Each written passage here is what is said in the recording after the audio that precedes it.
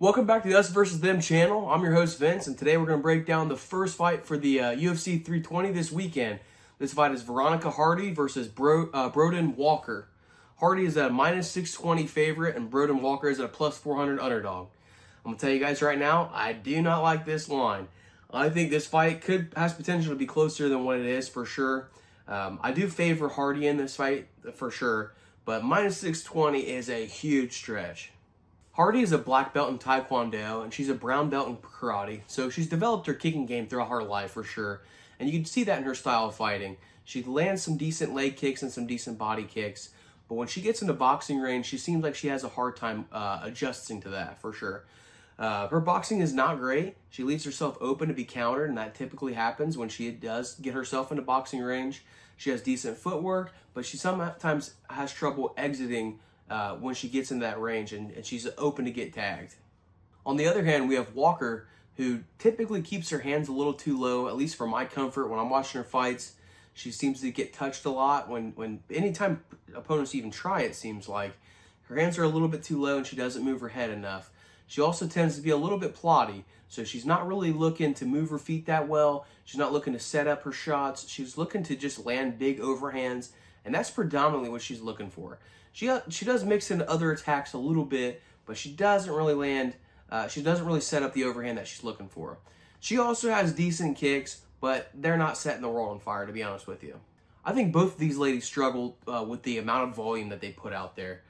Particularly Hardy, I think that there's times where she can maybe step on the gas pedal a little bit more, but I think what she doesn't want to happen is obviously the counter strikes we already talked about, and she doesn't want her opponents to initiate the grappling, because we have seen Veronica Hardy taken down and out wrestled before out grappled.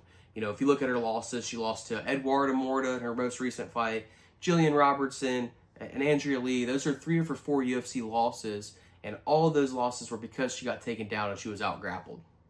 On the other hand, we have also seen Walker taken down and out grappled before too. So they both have holes in their game, and they almost seem to mirror each other a little bit. We saw her taken down and out grappled in her most recent fight against Yasmin Lucindo, although Lucindo mainly won that fight on the feet. But every time she did score a takedown, Walker stayed on her back and didn't make any reasonable effort to get back up. We definitely saw that in her fight against Juliana Miller. Miller took her down in the second and third round, and both times she got a takedown, she stayed on top. And in fact, that's how she ended up getting her finish in the end, is by TKO ground and pound, because she just got full mount and just kept landing big shots and big elbows. It's interesting because Juliana Miller is an opponent that both of these fighters share, and Veronica Hardy ended up getting a decision win over her. It's probably a super boring fight. If you watch any of Veronica Hardy's fights, they're all fucking boring. But that was somebody that got a TKO win over Brogan Walker. And I know MMA math doesn't always work, but sometimes it does. So it's just something to think about. Both these ladies don't have really good wrestling. I don't really trust their ability to get takedowns. They both have shown in the past they can be out-scrambled, and they both have shown they can be controlled on the bottom. But the one thing that's kind of important to note, I guess, is Veronica Hardy does have a couple submission wins in the UFC. She's got an armbar win, and the other one was, I think, a guillotine or something like that.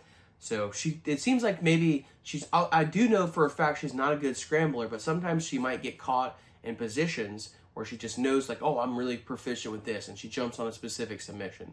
So she doesn't really have, it's a hole in her game for sure, but she obviously has some offense in that area as well. For my official prediction, I'm going with Veronica Hardy on this one. I do think that she's going to have the better kicking arsenal. Both girls typically lean on their kicks, but you see what the southpaw versus a conventional fighter. Typically, the southpaw fighter's throwing a lot of body kicks, and that's something that Veronica Miller has shown in the past, and I do believe she's going to lean on that a little bit. I do think that she also has a little bit better boxing, which is crazy to say because her boxing is not good. But Veronica Miller, Brogan Walker's doesn't have any good boxing exchanges. She can brawl a little bit, and I think that's where she could find some success. But I do think that, both girls, like I said, have shown in the past that they have holes in their wrestling, and they have holes as far as the amount of volume they're putting out there. So really the winner of this fight is going to be who's the most aggressive and who can not get taken down. And if they do get taken down, who can get back up. I don't trust Brogan to take her down and actually control her. I'm not saying she can't take her down entirely, but she's not going to control her on bottom. And I don't think that she's going to win the striking battle either.